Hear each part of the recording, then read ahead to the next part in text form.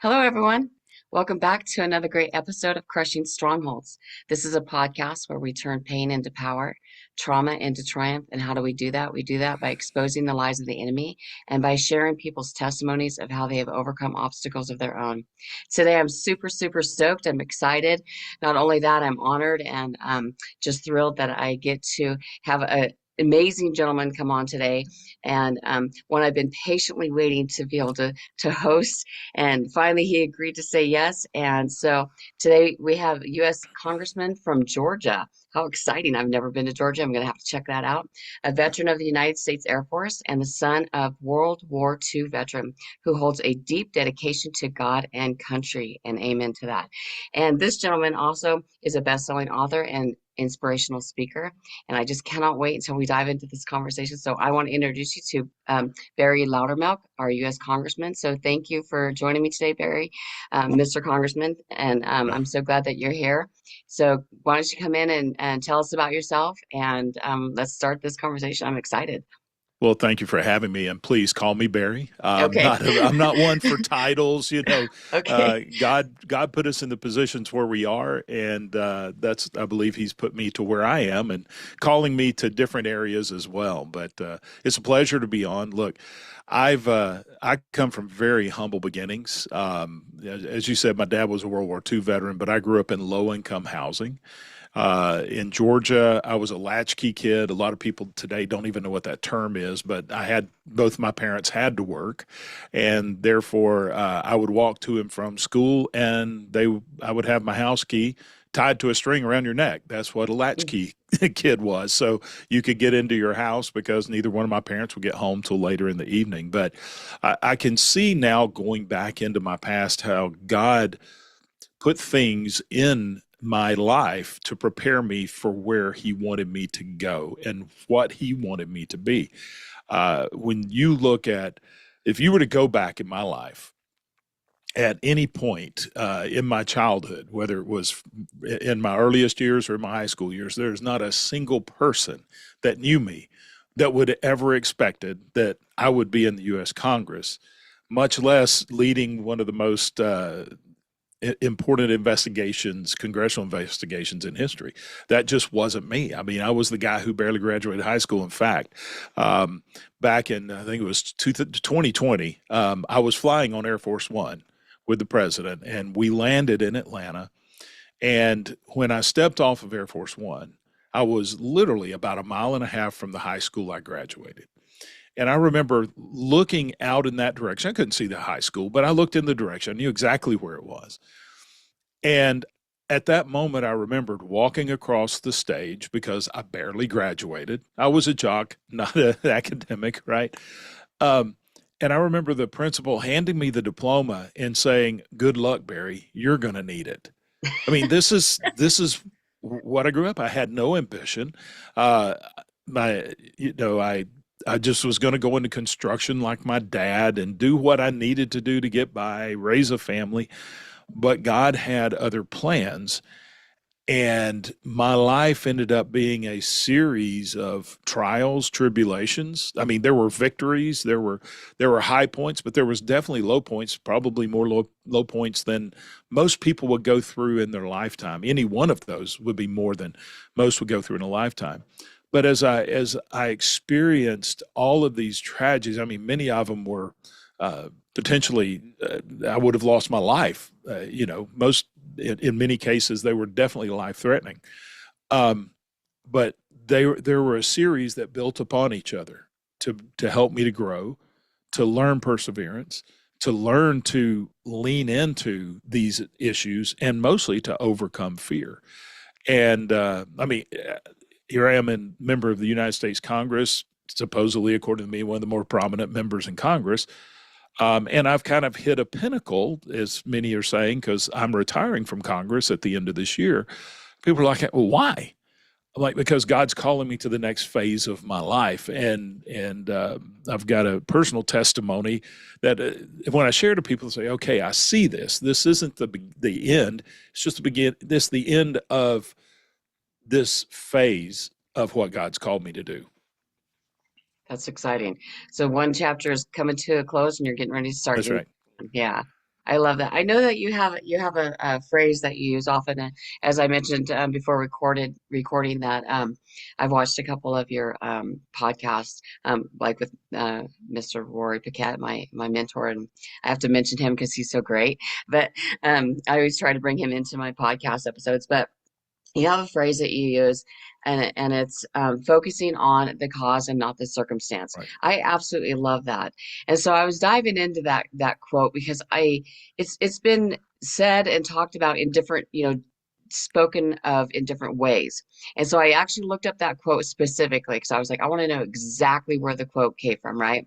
And it said, oh, it just showed up like one day. I was like, no, it did not. Somebody came up with this, but now they're saying it's just a more modern way of refocusing on your not your circumstance, but how you're going to get through your circumstance. So, can you divulge a little bit into that quote because I know that you like it, and I know Oh, you yes. resonate with it, and you stand by it. So, And that's been one of the driving factors of my life. It's something my dad taught me.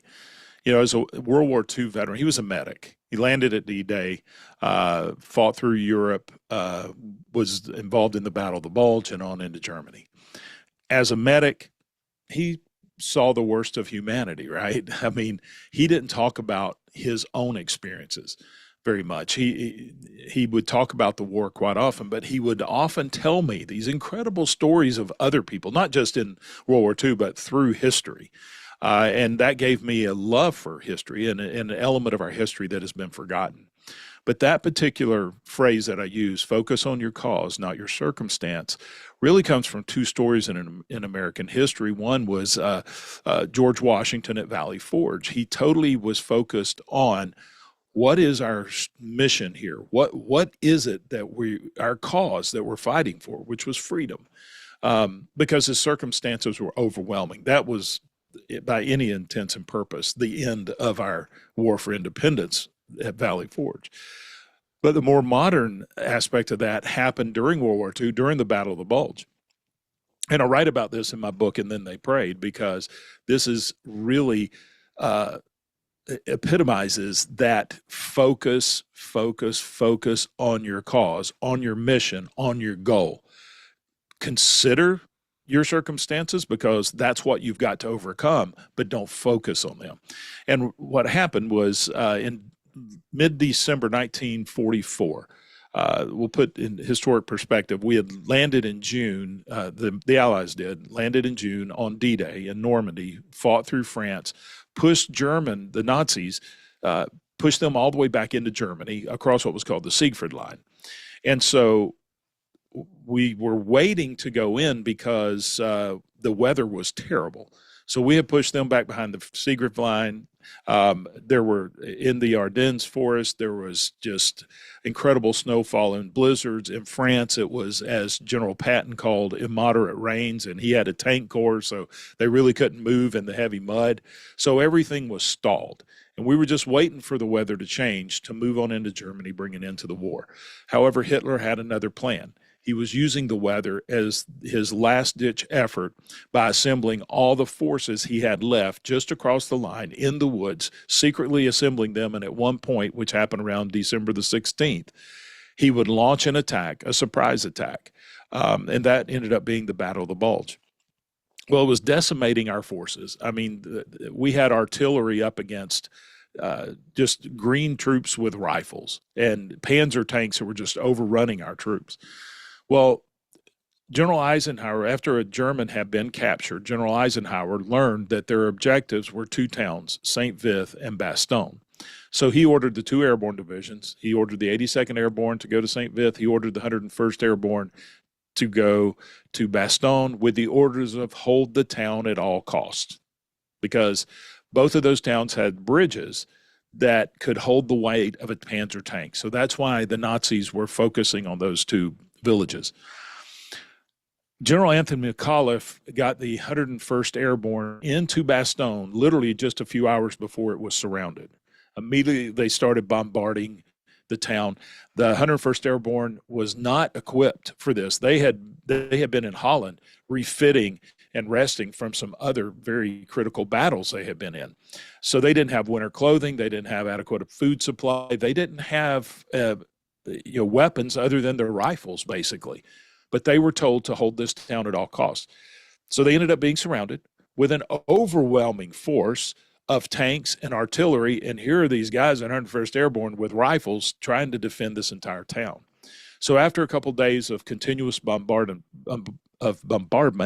the Nazis ceased firing, and a couple of sergeants and a couple of officers approached the American line holding a white flag of truce. And so they're carrying a letter, and it's a letter of basically a surrender ultimatum.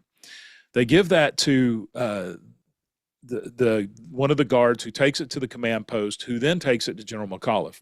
And it's his chief of staff brings it in, and he walks in the office. General McAuliffe sitting at the desk in the hotel that was their headquarters in this besieged town of Bastogne, where they're totally surrounded because of the snowfall. They can't get supplies in. The Army Air Corps is grounded. I mean, if you have a lost cause, this is it.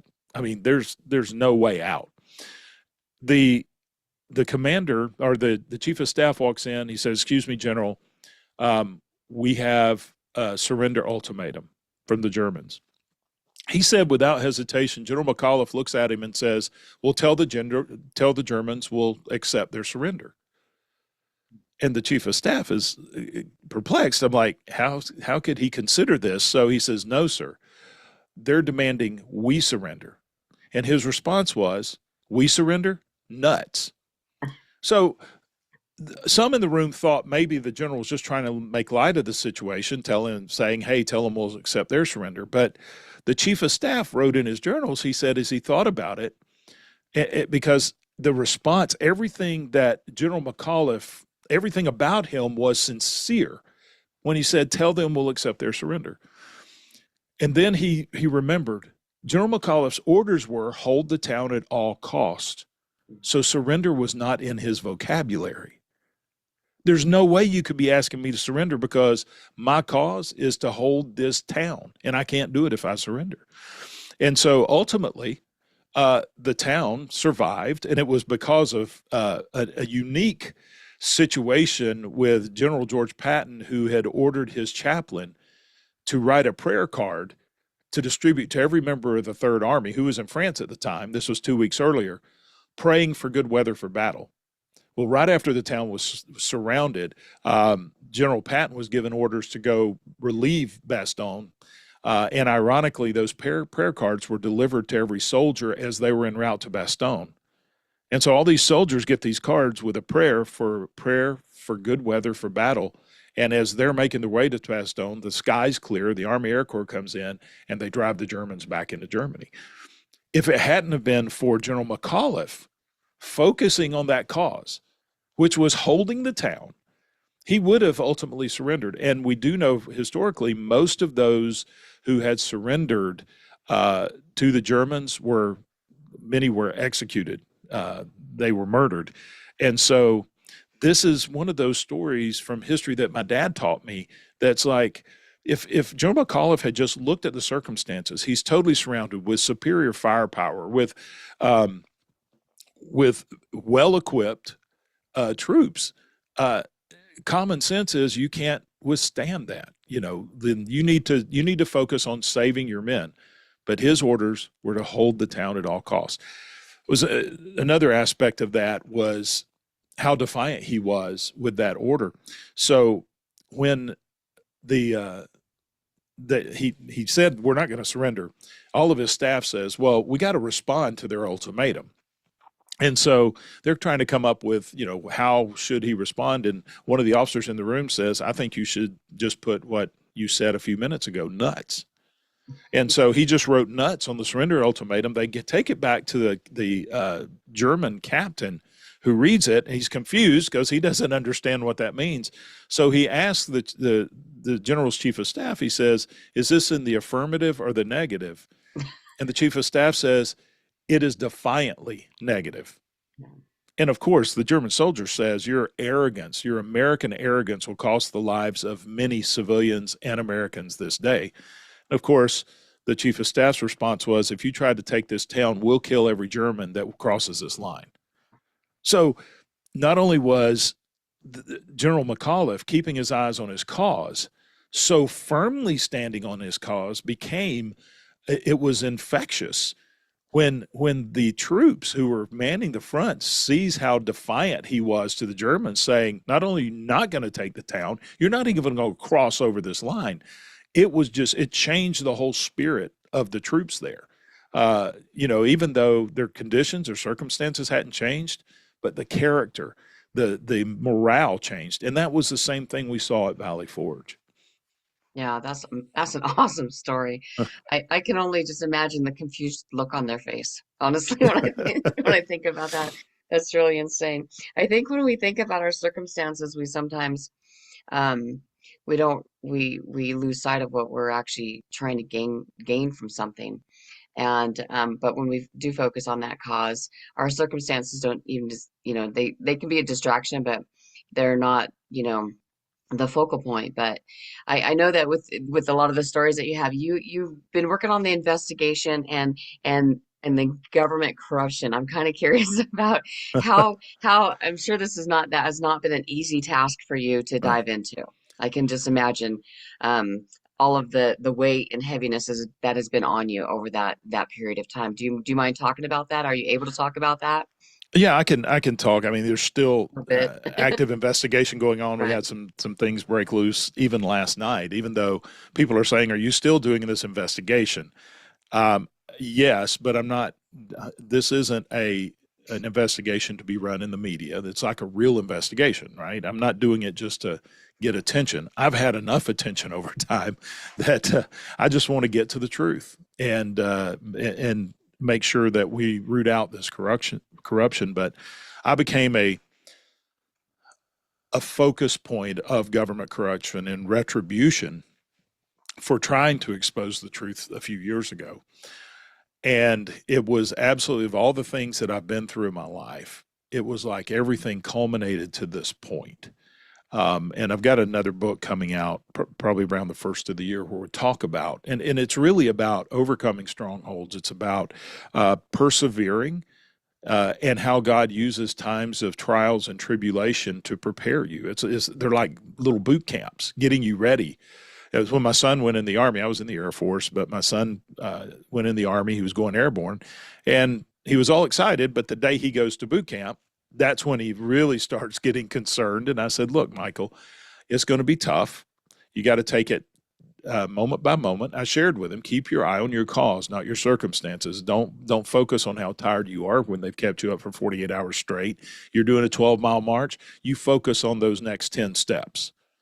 And then the next 10 steps, right? Get your eyes off your circumstances. And so, but I also told him, I said, this training is hard because it's preparing you in case you have to do something even harder, which is real combat. And so that's what I've experienced in my life is these things that I've experienced have prepared me for something else. And they all came together back in early 2021 when I was falsely accused of treason against the United States as a matter of political retribution. And there was absolutely nothing to it. By then, I had learned through several other things that had happened in my life, which we can talk about, is to lean into these things. Don't run and hide. Don't bury your head under the sand. But when something comes your way, you need to lean into it. You need to fight back, especially if it's a false accusation. Many had told me that they had also faced these accusations, and they're just like, hey, if you just go quiet, go hide, it'll eventually go away. But what they're accusing me of, I mean, it's such a serious accusation. The penalty is that you could be executed for, right? So I'm looking at, I don't think I'm going to be executed, but I could lose my freedom, my liberty. I could be facing criminal charges of something that was totally made up. But more than that, it's this legacy, this family legacy. I don't want my grandchildren growing up thinking that I had been a traitor to the country, and it was totally manufactured. They said I had given reconnaissance tours of the Capitol because we had a church family come up with some guests The day before the riots on January 6th was what it was about, but nobody knew that was happening. And they were just an innocent little family, but it became a convenience story. We never took them in the Capitol. They just came to my office, and I took them to lunch in the public cafeteria there, and they went to a gift shop. That was about it. But because had been holding the government's feet to the fire because of things they were reporting that I knew was false, that I knew was wrong,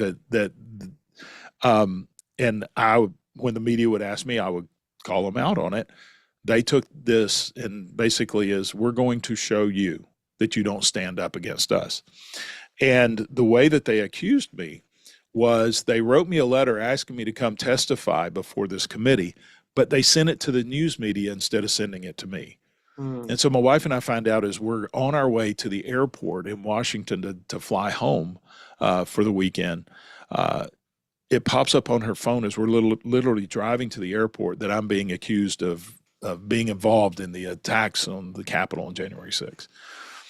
By the time I get to the airport, it's on every television camera in the airport. My oldest son had been in Washington, D.C., but he had taken an earlier flight that day. He called me as he's landing in Atlanta. He says, Dad, you need to be careful because your picture is on the back of every seat. Every news outlet except for Fox News was covering this. I was the number one news story in the nation. Even international news was carrying this. And by that week's end, I had received over 200 credible death threats. My wife and I had to be escorted by police to and from the airport. I had sheriff's deputies sitting in my driveway 24 hours a day. My kids have been threatened. My grandchildren have been threatened. I mean, this was real. I mean, it was affecting our entire family. It was by far the most difficult time in my life. And prior to this, I had faced an assassination attempt. I've been shot at, run over in a train wreck. I've been through a whole lot of things. But then I realized all of that was preparing me for this moment. And so I realized I cannot be afraid. I can't focus on the circumstances. I mean, the circumstances are overwhelming. How am I going to do it? This is a very powerful government committee coming after me, and the news media is on their side. How am I going to fight back to this? But I knew the one weapon I had that they did not have is the truth, because there was nothing to their accusation, so therefore they didn't have evidence. They could not produce evidence. So I challenged them, and the media covered this. I said, look, if they've got evidence, they need to come out and show it, because I know they don't, because it never happened. I never anticipated they would do what they did. So we went about 2 weeks quiet. I thought, okay, we won this. And then they came out and they had manufactured evidence. They had taken surveillance video and edited it. And it was the most unbelievable thing. But of course, the news media ate it up, and then the death threats start all over again. So we go through this for months and months and months that anytime you Google my name, it would just come up with this story. I'm like, we cannot let this lie. And so finally, there was a change in leadership in the House, and Speaker Kevin McCarthy came to me. This was about a year later. And he said, I'm going to set up a committee to investigate that other committee and investigate what really happened that day. Because, hey, there was bad things happen, right? There was a lot of violence that happened. And but we have to fix the problem or it'll happen again. And so we needed to get to the truth of what really happened. And so he said, I want you to lead this committee. I'm going to put you in charge of this brand new committee we're putting together. And I said, are you crazy? You know what everybody's going to do. They're going to say, oh, this is a guy who's falsely accused, or he was accused, and he's just going to try to vindicate himself. He said, Barry, you know what they did to you and how they did it. So you're the best fit to go figure out what else they did wrong and how that they manipulated people. And so we had uncovered a lot of corruption within the government through my investigation. But as I sat back and I was looking at it recently, and I write about this in the book, and I'm thinking about all the things that had happened from this major transition in my life started happening in 1993, right after I left the Air Force. But there were several things even before that God started helping me to overcome the one thing that would hold me back, which was fear. And so several things were going through, and I started going back and looking at it. I'm like, okay, I would have never uncovered this level of government corruption if I had not been put in charge of this committee. I would have never been put in charge of this committee if I had not fought back against these false accusations. I would have never been accused. I mean, if I never fought back, if I hadn't been accused, I would not have been able to handle the accusation if I hadn't have been shot at, run over, in train wrecks, assassination attempts from being in Congress. I would have never had been in Congress if God hadn't worked with me on a backcountry hike with my dad in 1993 where he got injured and it turned into 48 hours survival. And so I started looking at that point, God had started changing my life and everything was falling into place to take me to this point. And I believe this point is taking me somewhere else. And if I had given up and given in at any point, which is what from when I graduated high school until sometime midway through my time in the Air Force, I was risk averse. I mean, I would run from any type of trial or tribulation. I would look for the easy way out. I mean, that's human nature. But God had to put me into a series of ever increasingly more difficult situations so I would be prepared for ultimately what he wanted me to do. Wow, that's insane. I know that we, when we face those kind of situations, it's a fight or flight reaction sometimes, the knee Yes. jerk reaction, I think sometimes. But one thing that you were saying that really is inspiring to me as I've been learning who you are and diving in and doing some of my own research on you. I love your foundation. One is God, but I also know just from what I've learned so far from you that you back that with your foundation and truth. And I think God honors that. I think God is the reason. Yeah, I mean, well, obviously we know God is the reason, but that you're able to persevere in these situations because I mean I would have just tucked and ran. I'm not gonna lie. I'd have been in the bush or wherever hiding out, but and just kind of watch and see how it pans out. But I think when they're trying to silence you, you had a ability to recognize what was happening, and Yeah. God gives you the eyes to see sometimes, and I think like you said um, that was really important. And as him being the overseer, I mean, he's obviously leading you in a direction because he knows you're standing on that foundation that he laid before you. And kind of like your book, and I want to talk about that too a little bit. It's like Yeah. we talk about our founding fathers and how they laid the grounds before us. I love that. I mean, I do. I think that, and we have forgotten. And so when I was doing the research on you, I've already ordered your book. By the way, I have not read it. I cannot wait to read it. I just everything I've been researching on it has just really piqued my interest. I can't wait to read it. And so, um, I was thinking about what you were saying is about, how we've kind of like taken our eyes off from, who walked the lines before us and laid out those foundations like Christ did. And I can't wait to read the book, but share with us and our listeners. You have some great stories. I don't want you to tell all because we want to Right. save some for the readers. What what or who was the person that influenced you the most in the stories that you told? Because you have some great stories of testimony of history, but who inspired you the most? Well, I'd have to say, well, my dad was my greatest inspiration because he introduced me to these stories. And I, we homeschooled our children. And so as I was homeschooling them, I remembered all these stories of Providence in our history. But it was really hard to find any information. I mean, it's not taught. I was never taught these in schools.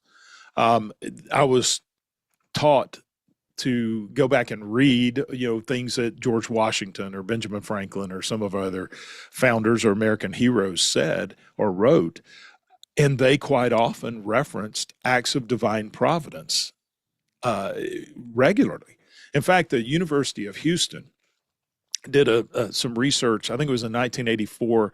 They conducted research into what was the greatest influence on our founders. And so they went back and they pulled their writings, their speeches, everything they had on the founders to find out what was the single most inspiration or where did they get their inspiration from? What were the influences on them? And as they came out, their study said over 85% of all of their writings were inspired directly or indirectly from the scriptures. And so I'm like, okay, now this is the University of Houston looking at it, right? So I started realizing, well, starting around the 1920s, most of the faith element of our story of America was taken out of the textbooks. We started shifting away from a moral centrist culture into a more economic culture. And so we started seeing this shift in our textbooks. So people were growing up hearing about Benjamin Franklin standing up at the Constitutional Convention and as it's about to fall apart and saying, hey, the reason we're falling apart is we haven't prayed. But he's saying we were all in this very room during our Second Continental Congress and during the War for Independence, and we all saw these many acts of divine providence in our favor. I mean, he's just talking about it like it was everyone knew about it. And then Washington, one of his first acts as president, was to pass a resolution calling for a national day of thanksgiving and prayer for all of the acts of divine providence that happened throughout our history. And then if you even look at the document that we just celebrated 250 years of, the Declaration of Independence, the last line of the Declaration says, and in support of this declaration with a firm reliance on the protection of divine providence. I mean, everybody's talking about these miracles of God, but we're not teaching our children about them. And so that was one of the things my dad inspired me to go and not just learn of them, but research them. And so that was the big inspiration for doing the book. But out of the book, you're going to see it covers not just the founding of America, which there's a lot of books out there about providence and America's founding, but God's providence didn't end there. I mean, we have stories from obviously the Revolutionary War, the founding fathers, through Civil War, World War II, even up in the Apollo space missions. But each one of them is just so unique, and it brings a different perspective or a different element of American culture. But the one aspect that is important, because so many people are like, well, we don't need to focus on the past, we need to focus on the future. But the book of Ecclesiastes tells us that there's nothing is going to happen in the future that hasn't already happened in the past. It says what will happen has already happened. There's nothing new under the sun. So if we, as a country, as a nation, because I get asked this all the time, hey, we just celebrated 250 years, which is significant. It's very significant because the average length of a constitutional republic like ours is 7 to 12 years. When you think about that, that's about how long they last. Ours is unique. We've gone 250. Can we go another 250? Can we go another 10? Can we go another 5? We can if we go back and look at what sustained us in the first 250 and repeat that. And that was a reliance on providence through prayer. At the debates for the Declaration of Independence during the Second Continental Congress, John Dickinson, who is a delegate from Pennsylvania, who is a realist. I mean, he was a patriot. He believed in independence, but he also was a realist, and he had studied what happened to every other society that had rebelled against England. They basically ceased to exist, right? England was the most powerful military force in the history of the world at that time. And so it was crazy to think that we're going to take them on in the field of battle and win our independence. I mean, this guy, he was a realist. So he gave a speech, which is now known as the Doomsday of America speech. But John Adams had given a speech of in liberty now and liberty forever. And so Benjamin Rush, another delegate, as John Dickinson is giving his Doomsday of America speech, he leans over to John Adams. He says, do you believe we can actually succeed in our quest for liberty? And he said, without hesitation, John Adams responded, said, yes, if we pray and we ask God to forgive us of our sins. Adams was quoting 2 Chronicles 7:14, which we cite all the time every 4th of July. But he knew to look back to go forward. And that's really what this book is about, and it's written in dramatic form. I mean, look, people respond to stories, right? It's much easier to write a book if I just go back and say, well, here's what George Washington said at Valley Forge, and here's what he did. But if you really want people to remember it or even read it, they need to be involved in it. So I wanted to write a book that put you at Valley Forge with George Washington, and you're watching him, and you're feeling what they're feeling there. And so when you write a book like that, I can't just research George Washington. I have to research everyone that was around him. What are they saying about him? What are they saying about the conditions? And so that's what took 10 years of research to put this book of 14 stories together. And so, it's been phenomenal as the response that we're getting. I just did a big book signing in Washington D.C. over the last couple of weekends, and one of the ladies came up and she said it was a 2-day conference. She bought the book on the first day, and apparently that evening went and read it. She came back and she said, "I'm kind of mad at you," and I'm like, "Why?" She said, "You made me cry." She said that it was so inspirational, it made me cry. And I'm like, well, that's kind of the response we want. But crying because of you're seeing how God moved on these people. But of the influencers in there, it's hard to say because, of course, there's a few stories about George Washington. We have stories from World War II. General George Patton is one of the, excuse me, he's one of the most unknown prayer warriors, because everybody just thinks about his foul language and how tough of a general he was, but he was a firm believer in prayer. And even up to our Apollo 8 space mission. I mean, you talk about people that are brave. These guys are getting launched on top of a rocket, just basically sitting on a bomb to go to the moon. But faith was a driving factor for them.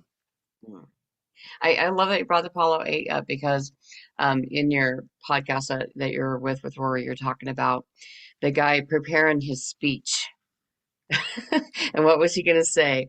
And what you said blew my mind. And I was just like, oh my gosh, doing the first, what did you say, 6 verses of Genesis? Yes. All right. I think it was Yeah. the first 12 to each, Oh, 12. or maybe Okay. it's 6. I wrote the book and I still have to go back and look. I think it was the first 12 verses of Genesis. But I mean, Because seeing it from that perspective is could just, I mean, I love that you're putting people's mind into thinking about the process that they're doing because I was thinking about it as you said that, like the book of Genesis, because I know the book of Genesis in the beginning, and all of that God created, and they're up there looking down at what yeah, God created, and he's quoting that scripture. I mean, it gave me chills when I was listening to it. It was very, I could, just resonate with all of it because I yeah. love the word of God, but I love that someone can actually describe it, especially a trip like that, and they're using the scripture to describe what they're feeling. Well, And it just Frank Borman, who is the commander of the mission, there were several providential aspects of this entire thing. It was launched earlier than they planned. They were, we're in a space race. We're trying to beat the Soviets and everything. And yeah. so they're really taking some risk. They had not prepared for certain things, but these are test pilots. They're brave.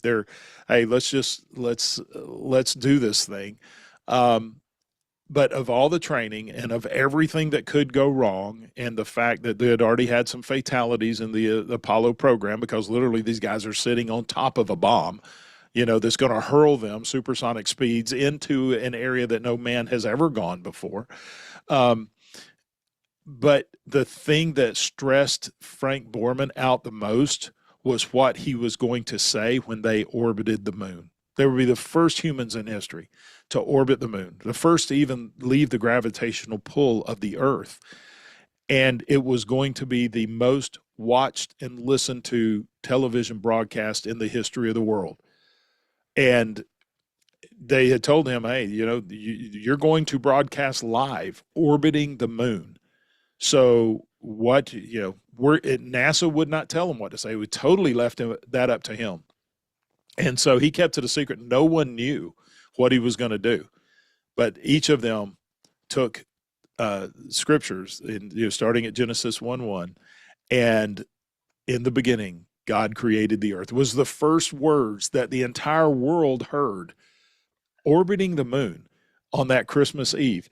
And so Gene Kranz, who ended up being the hero of the Apollo 13 mission, if you ever go back and watch the movie, he's the mission control director.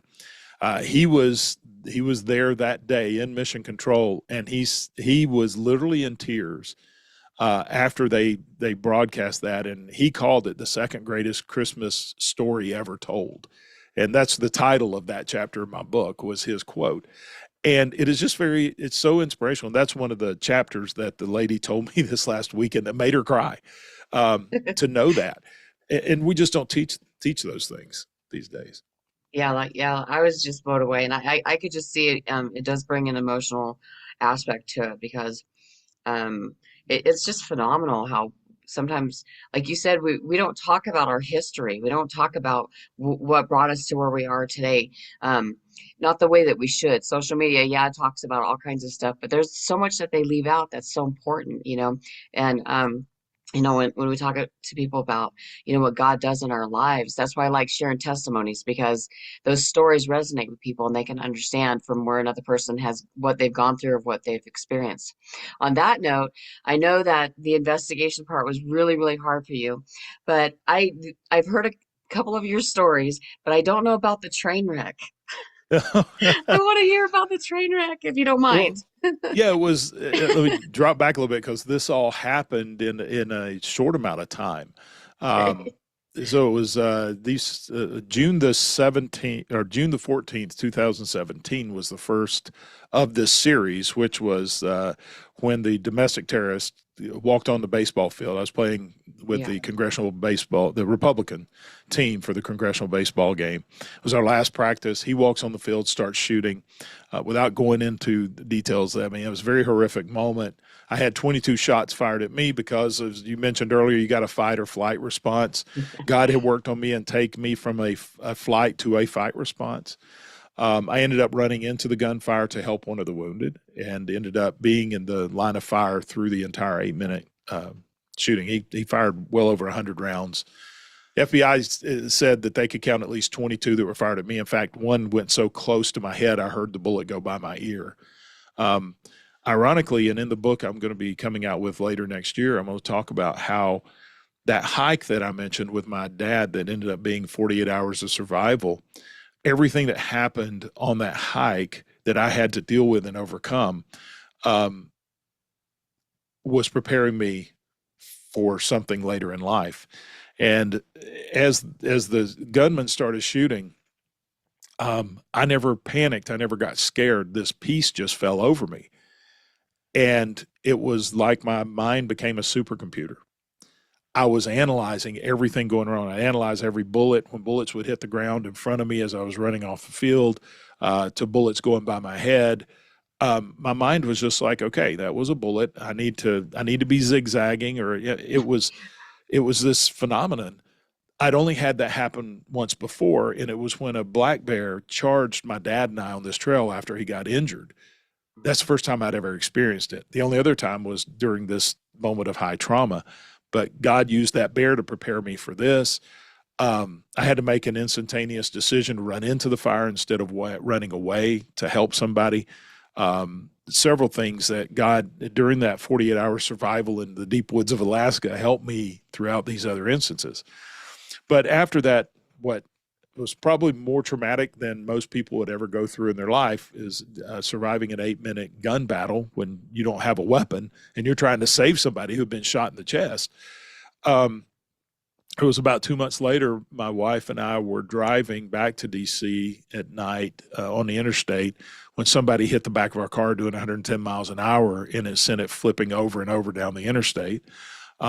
We should have both been killed. Everybody said that, and especially as they're pulling us out of the car, they were surprised that anyone was alive. But as we're sitting on the side of the road waiting for the ambulance to come take us to the hospital, my wife, she says, I believe this is for a purpose.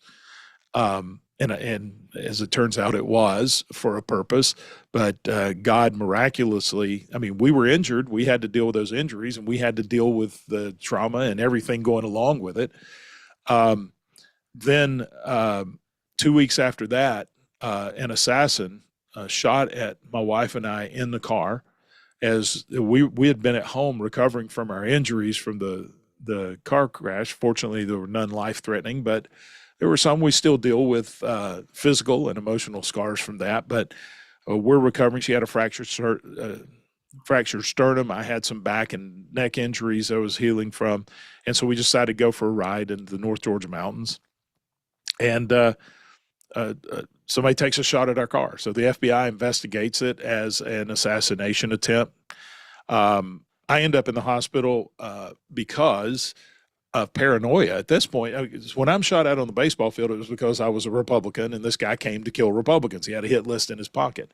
This is personal. This is after me personally and my wife, right? So I'm literally mowing the grass wearing a pistol, wearing a handgun. I've got a shotgun with me when I'm working in my wood shop or working out in my gym.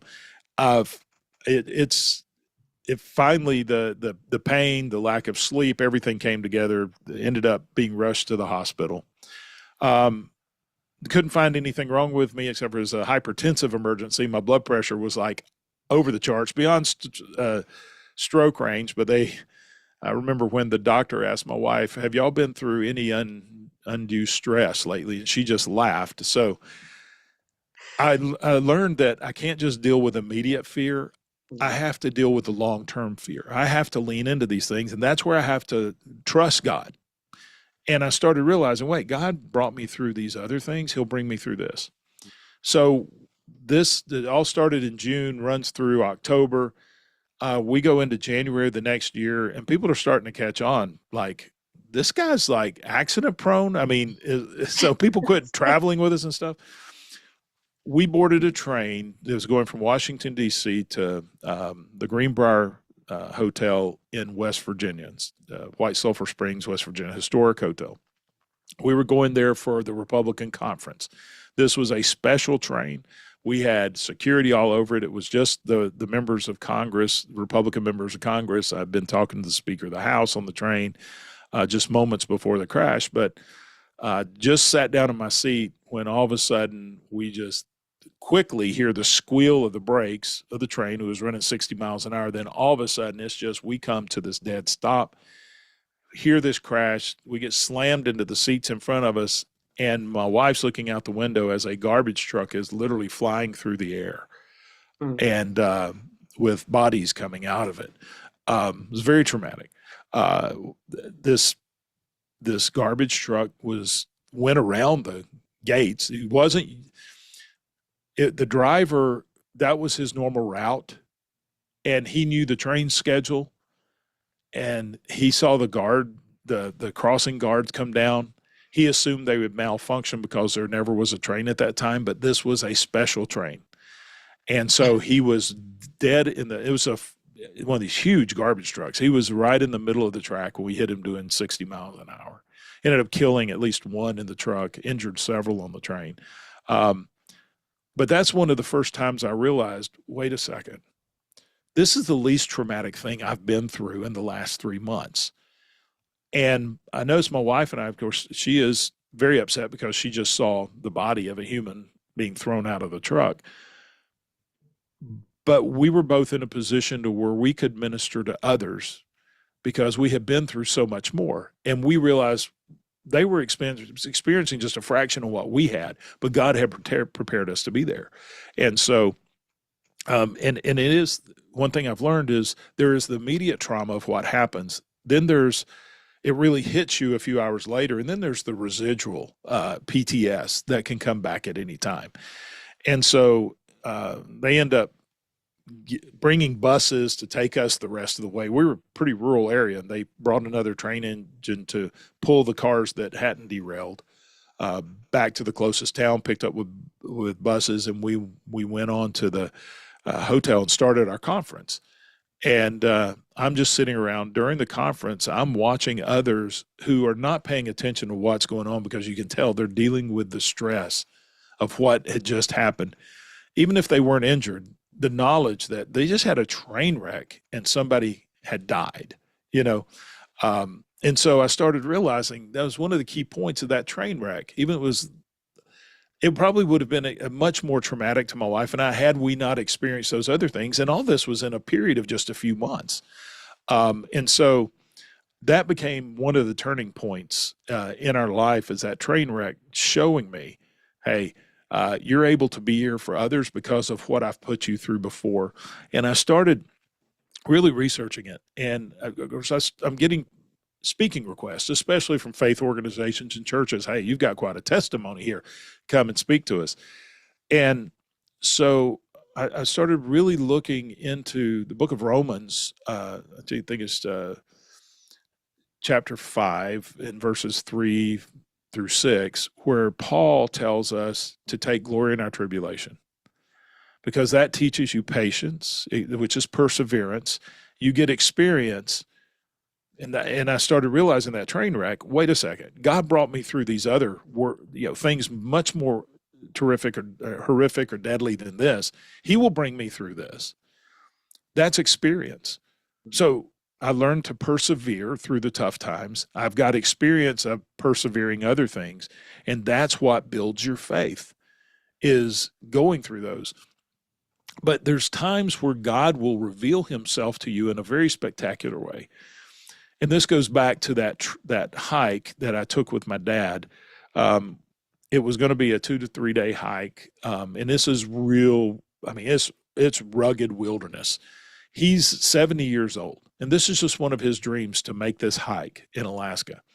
And I was living in Alaska at the time. He was living there, and I had just left the Air Force, was working for a defense contractor. I had some time. He had always dreamed of doing this backcountry trail, even though it was very rugged.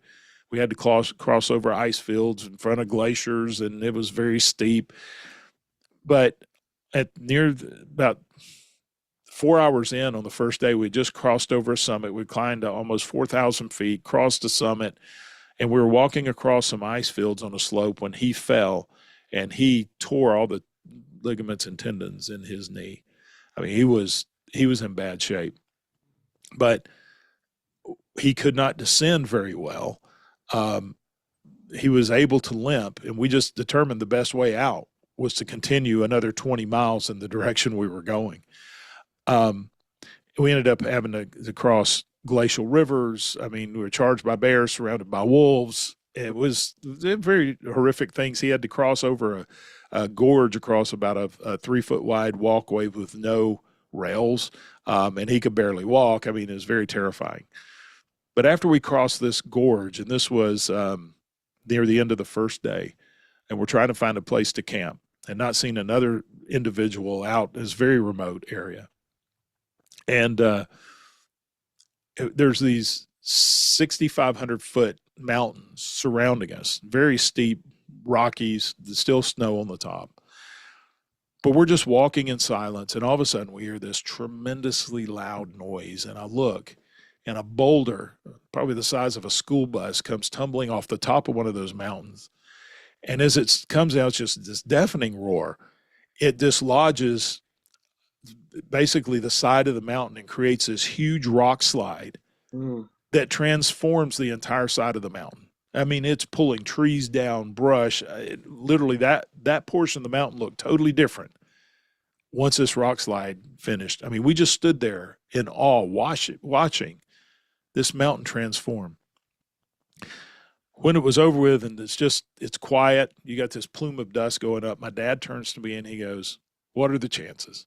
And I knew what he's saying is, what are the chances we would be here right now? How long has that huge boulder just been up there for hundreds or thousands of years with just eroding a little bit at a time? And we happen to be in the perfect place to see this happen. And I realized the next day that was God speaking to me. And I've thought of this so many times in so many other instances, is you may be in a tough situation and I'm helping you through, but I will move mountains for you if I need to. Yeah. That scripture says if we have that small amount of faith, we can move mountains. God showed me a mountain literally moving itself, transforming the side of the mountain. And so even through the worst of times, God speaks in certain ways. And in that, I always think back of him using that mountain to tell me, look, I'm with you. You may not see me. You'll feel me. And you may be overwhelmed with these circumstances, but keep your eye on me. The same story you can see in Matthew chapter 14 when Peter looks and sees Jesus walking on the water, right? And this is really where God brought this to me back many, many years ago, my personal testimony. It felt God was leading me in a new direction in my life. This is well before politics, never had any interest in politics, but I had been asked to consider running for the State House of Representatives. but I knew how vicious it was when you go out into public and the attacks. And the guy I would be running against was very well known as one of the most vicious campaigners. Um, and so, but I was just dedicating prayer time, and God took me one day to that story. And what a lot of people miss about the story of Peter and seeing Jesus walk on the water is it was stormy. I mean, it was at night, it was dark, and it was Mhm. a tremendous storm. So Peter looks at Jesus, and I read this story. I'm like, yeah, Lord, I know this. I remember the flannel board Jesus in Sunday Yeah, school, right? yeah. He's like, no, I want you to read it again and again. And I started realizing what was happening here. He said, look, Peter's in the boat, and he's with his friends, and the boat is a place of relative safety in the middle of a storm. Peter looks at Jesus and he says, Lord, what do you have me do? If that's you, call me to you. And he says, Peter, get out of the boat and step into the storm. Mhm.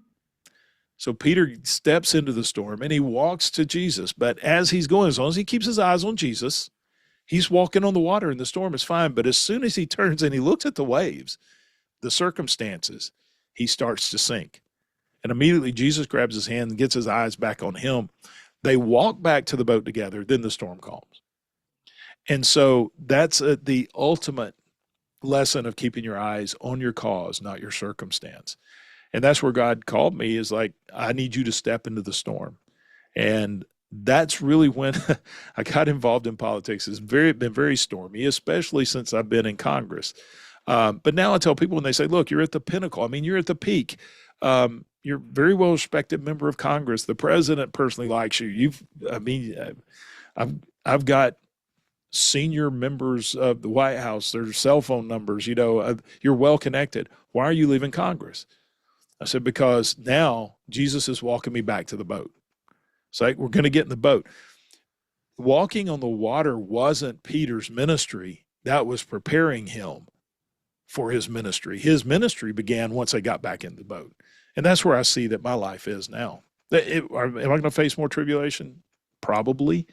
But Yeah. I believe I'm more prepared for it now. And the other aspect is when I was speaking about all these things that we were going through, and I'm speaking about, Romans and what you gain through tribulation. It's tough, and sometimes you just want a reprieve. And I'm like, God, all right, you've given me glory or joy in my tribulations, okay? But I really, really would like to have some blessings along the way too. I need those blessings. Right after I was falsely accused of treason, and the world is coming down on my shoulders, I open the Bible and my eyes go straight to book of Matthew, where it says, blessed are ye who all manner of evil is spoken against you falsely. That really wasn't a blessing I was looking for, but what he's telling me is, hey, this is just the next phase of where I'm taking you. Yeah. You will be blessed through what you're going through.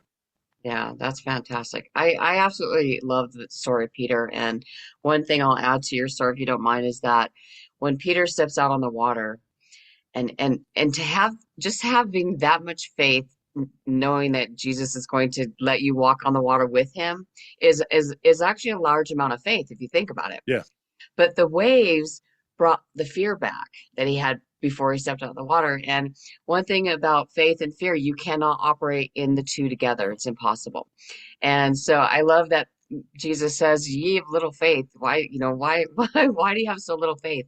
And it was because he says that because he allowed that little tiny bit of fear to overtake him for the moment and start to sink. And then Jesus had to bring it back up and say, "Hey, ye of little faith, got to have a little bit more faith in that, or you're going to start focusing back on the fear again. The fear is what's right. going to take you out if you don't stay focused." But I love how you brought it back to the boat and how that's where the whole the new story starts for him. Everything's changed now, and God does take us through those moments where He changes our lives, and sometimes it's there's some longevity to it, and sometimes it's instantaneously. It happens quickly. It's just being at the right place in the right time. So I think that's fantastic. And I know that I can just tell by talking to you and getting to know you just through this episode that God is going to like completely shift what He's doing in your life, and He already has. Obviously, if you're considering retiring from Congress, God's already got something on your heart, or you wouldn't be retired. But everybody's doing that. But I do have one more question before we go into closing, and that is, it's kind of personal, but it's about your wife and your family. How do they adjust to all of these travesties that they've witnessed or seen you go through? I mean, I'm sure that you have to be pretty tightly woven for them to not be like, "Hey, we're pulling you away from this. We can't handle this no more." How do we allow you to keep going, back to work when these things are happening? How does that affect your life? Well, it's had an effect on everyone. I will say that, and don't take it the wrong way, but I was fortunate that my wife actually experienced some of these with me. Okay. I was on the baseball field alone, but she's definitely experienced some of the trauma and the PTS that came from that, which I was in denial. No, I'm tough. I ran into the line of fire, and all this. And fortunately, I had some special operations folks that I was very close to that community, some Navy SEALs, some Delta Force guys who came to me and talked, said, look, we go through this, right? He said, it's going to be worse on you because when we go into combat, we're expecting to, and we have a way of fighting back. You're on a baseball field. You're not expecting to be ambushed and shot at. You don't have a way to fight back. And so once I realized, yeah, some of this stuff is PTSD. I mean, I went for months of having daily flashbacks of what was going on or what happened that day. And so my family had to learn to deal with that. Then there was some just times that if I ever felt I was trapped, it may be even in a discussion where I'm talking to someone and they're not accepting the truth. There's, if you ever have somebody come to you and ask you a question, but you're not answering it the way they wanted you to, that I would learn to, okay, just back away, take some breaths. And so they would see that. But with my wife and the car wreck and she was with me during the assassination attempt and the train wreck, she's also building along with me. And she's always had a tremendous amount of faith and a very discerning spirit. It's been hard on the family, especially when they're all in Georgia and we're in D.C. when a lot of this is happening. And I do remember one, at the time when we had the baseball shooting, I had a granddaughter. She was, I guess, around 2.5, 3 years old. She was talking by that time. But that morning after I got back, it was early afternoon before we got back from the field. We were motorcaded back. As I'm walking back into my office, I mean, most of my ID and everything, my car keys, everything was in my baseball bag, which was in the dugout, which is part of a crime scene. So I don't even have a congressional ID to get in the building. And I'm walking up with blood on my uniform from the guy I was helping. And I'm in the office with talking to the staff, letting them know, hey, everything's okay. By then, it's already in national news. So my wife gets our whole family together. I have two boys and a daughter. My daughter and oldest son was married, had kids. Well, my oldest son had 2 children then. And so they all gathered together at my oldest son's house, and we had a conference call. They just needed to hear, me, that I'm okay. But they were asking me what happened, and I'm giving them some details. I mean, it's a pretty vivid thing, very vivid details of bullets flying past my head and such. But as we were ending the call, my 3-year-old granddaughter walks up and she says, a bad man tried to hurt my pop. Mm. And that really just struck me emotionally. And I'm realizing her at 3, just hearing this, realizes that, it's having an impact on her. So we just spent the weekend with them in Washington, D.C. this week. And I told her that story. She's 11 years old now, 12 years old. And she said, I don't remember saying that. I do remember knowing about it, though.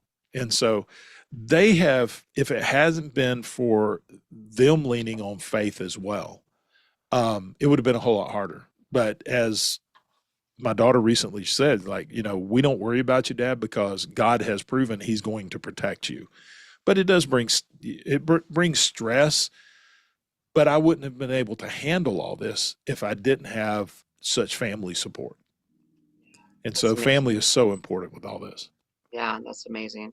And another blessing that God has just given you a family that can just fathom and understand all of that, Yeah. because it can be probably detrimental, to some folks, and I could just see that. So, I do have one more question for you. I know that you've written and they prayed, or and then they prayed, excuse me, and Right. then have you written any other books, or is that your I only book? Or that I is know the you only said you're book we going to. have. That's the only book we have published right now. I'm working on. We're going to have a large print edition. So we have the and then they prayed, which people ask me about the title quite often. It's actually inspired by General George Patton's prayer card. As he was telling his chaplain to write a prayer card, he told his chaplain, he said, "There's three things that men must do to get what they want or to win in battle." He says it's planning and working. And he explains that planning is when they plan out, they sit down and they do battle planning and they plan out how a battle is going to go. Working is the execution of that battle and the training for it. But he said that third element is what really determines victory or defeat, and it's prayer. So planning, working, and prayer are the three things that really determine our future. And as I've started looking through history, I've noticed with all our key moments in American history that God intervened was that our heroes, they planned, they worked, and then they prayed. And so that was the title. So we had the paperback. We have a special America 250 version, which is a hardcover with a little extra content and some illustrations. The large print edition will be coming out in a month or so. We've had several requests for that, and then we're looking at sometime in October for the audiobook version coming out. Yeah. And so we have those. I'm working on. I've had several ministers. We've got Christian schools that are using this as a Christian curriculum. I've had several ministers base sermons off the stories in the book. So some have asked that I do something like a prayer journal based on this or a workbook that goes with it. So we'll probably be working on that. I have finished another book, and it's going to be called The Hike, and it's kind of my memoir of God taking this unassuming kid from low-income housing and through a life of trials, tribulations, and victories, preparing me to being flying on Air Force One, personal meetings in the White House with the president, meeting with foreign leaders. I mean, in a unique position, as well as leading this investigation into government corruption. And so it's really the story of overcoming and overcoming strongholds. And that goes all the way back into my early life. So that will be coming out near the first of the year. We've got some other things that we're working on regarding American history. And right now we're in the early throes of putting together a podcast on American history and not just these stories, but there are so many other stories of Providence that I'm still uncovering now. I spent this part of this week at the National Archives getting some more documents together, Library of Congress, so we can not just talk about these, but I can show, through a podcast, you can do more than you can just through a book. I can show you the documents. I can show you where when they're trying to on the Battle of Hacksaw Ridge with Desmond Mm-hmm. Doss, when Mm-hmm. the colonel is asking, how did Desmond's company have no injuries or casualties when the company next to him was nearly devastated? And his lieutenant just responded, Doss prayed. Yeah. I mean, I want to have that letter that you can see that. So those are some of the projects that we're working on. I think that's not being in Congress is going to give me a little bit more time to work on some of these. But like I said, the next big project, probably around the first of the year, is going to be The Hike. Yeah. When you were telling your story about your father, I was thinking that as I could just see that being a movie. like an adventure movie out. The whole thing would be a great movie to watch. And Yeah, when you're talking about Hacksaw Ridge, I love that because he says, "Just one more, Lord." And I use that's that. I it. think about that. I'm like, you know what, Lord, just one more, just help me one more time, or just give me one more, that one more little bit of faith that I need, just one more. I love that movie. Yeah, and Very it's inspirational. and I originally published this book and before that movie came out, and this is a re-release that we did last year with more information, another Mhm. chapter and such. But what was interesting is when I was on the baseball field, I was hunkered down behind a shed trying to get to one of the guys that was injured. And every time I would move out to try to get to him, the gunman would turn back and he'd start shooting back at me again. And that quote ran through my mind. Really, Just yeah, one more, Lord. And I was like, Desmond Doss could do this. I can do this. I can stay here. And so that's what I hope that with the book, and then they prayed, that people will find inspiration from our past. And you're going to find something relevant to you. One of my favorite stories has happened just about 100 miles from here in Georgia. And you can go to the spot today of that story. miracle where God struck the ground with lightning to provide water for these prisoners. And that spring's still there today. I mean, that's what I call, you want receipts of what happened? You can go there and that spring's still flowing today. God's blessings are not just temporal, they're permanent. Yeah, Jesus struck the rock, that's what Yeah. he did. I love that. So I listened to that. I was like, oh my gosh, made me think about, when Jesus would hit the rock so that they could have water in the wilderness, and how exciting. Can you imagine just witnessing that and watching that would just be amazing. But being going back there and just seeing the water still flowing from that event, just like the top of Mount Sinai is still charred from the Yeah. burning bush, still to this day. And there was like, are you serious? I'm like, yeah, look it up. It's pretty cool. That kind of history, people don't think about it, but it's still Right. that evidence is still there, and it exists, and it's exciting. So that's why when I was reading about your book, I got really excited. I'm like, oh, I got to order this book. I can't wait to read it now. But with that being said, um, just one more thing, so I can let you get out of here is, with our listeners, would you mind giving them some encouragement on, because you have overcome so many strongholds and obstacles and dodging bullets and assassination attempts and all of that. And I know a lot of people listening aren't going through probably even a fraction of any of that, but um, people do go through things. People do encounter their own strongholds. What little bit of advice would you give them in closing, to help them overcome that obstacle? Well, I'm going to go back to the scriptures and looking back at my life. And this next book we got coming out called The Hike. It's like your life is sort of like a wilderness hike. You don't see what's over that mountain, and you really don't see the obstacles you're going to face trying to climb that mountain to get over the top. But God knows what's over there, and He knows the path. He has a path for your life. And he's prepared that path. And as the scripture tells us, it's not always easy. Sometimes that path is rugged. Sometimes he's going to take you up the steepest part of the mountain, but there's a reason why he's taking you that way, right? He's preparing you for something, but you don't see what it is. That's why with this hike, the two most valuable tools I had with this wilderness hike was a compass and a map. So the map would help me stay on that path. In life, the Bible is my map, right? You've got to have the scriptures that you've got to know, and you've got to know where to look and find the inspiration, because God's given us a map for our lives, and it's the Bible. And you must have a compass to give you direction. You have to know the direction you're going to orient your map in the right direction. Or you could be walking on the path, but walking the wrong direction. In life, prayer is that compass. Mhm. Prayer help you take your map and your compass and you can go just about anywhere. It may not be easy, but it'll get you where you need to go as long as you keep your eyes on that cause and not the overwhelming circumstances you're facing.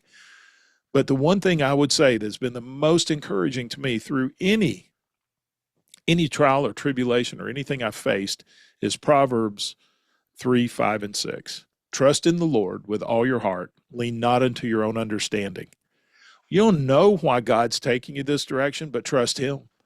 If you're well founded in the scriptures, or maybe if you're a new Christian, um, God will help you in understanding and learning, because His ways are not the world's ways.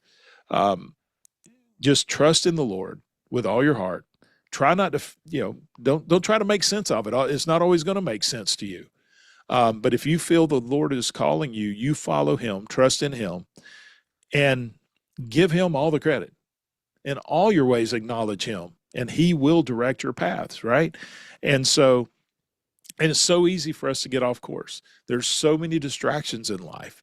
I mean, we have a distraction that stays in our pocket most of the time, when sometimes we just need that quiet time with God, and not on Facebook or social media, and we use these as tools. But God speaks to us individually. He also speaks to us through others as well. But when you're facing a trial or tribulation, one, you need to know what God wants you to do. Is this a trial tribulation that's to teach you? Then he's going to want you to lean into it, and he's going to want you to figure out how to get through it, around it, under it, or over it, right? But if it's something that you are to avoid, and sometimes things just happen in life that sometimes we need to move away from those things, right? But just because it seems like it's going to cause trouble, it's sometimes that God is using that trouble in our life to prepare us for his purpose. And that's my biggest takeaway from the life that God has given me, is that I wasn't ready for this in my younger years, but he had to prepare me for a life of purpose, not a life of ease. Wow. That's really good advice. Thank you. It takes me back to Jeremiah 29:11. And I thought that's the quote you're actually going to say, because when you started talking about God lays the path for us, where it says, God has a plan for our future, Yeah. and for our future and our hope, I mean. And so I thought, oh, that's the scripture he's going to go to. But yeah, great scripture, great word. I appreciate that. And I appreciate all your time. I just have a question. Would you mind if I say a quick prayer over you before we go into closing? I would love that. Great, thank you.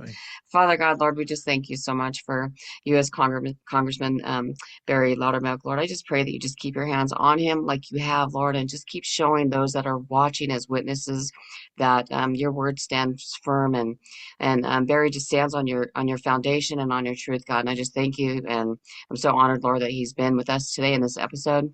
Lord, I just ask that this episode prays or fulfills and reaches people that need strength and healing and prayer. And Lord, I just thank you for everything that you've provided today with this episode.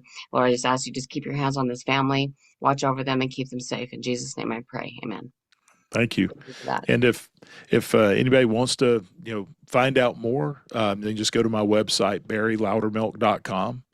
And we'll keep everybody updated there. And also the book website is andthentheyprayed.com. Yes. And all of your information I will have in the show notes. So when they pull up this episode or they see it, it'll be right there. They can just click right on it. Awesome. I'll have it all in there for them.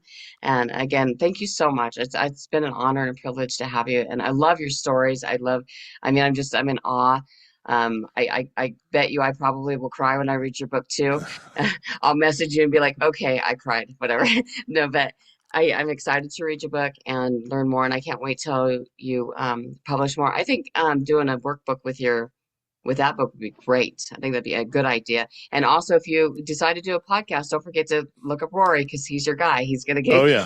get you all started. He's perfect at it. He's really good at what he Yeah, I does. love So Rory. So yeah, wonderful, wonderful man. So again, thank you. And to all of our listeners, I just want to say thank you guys for tuning in. Make sure you like, follow, and share us. And, let's be supportive of one another, because we just want to lift each other up. And again, Barry, thank you so much for your time. I really, really appreciate it. It means a lot to well, me. thank you. I appreciate you having me on. Thank you.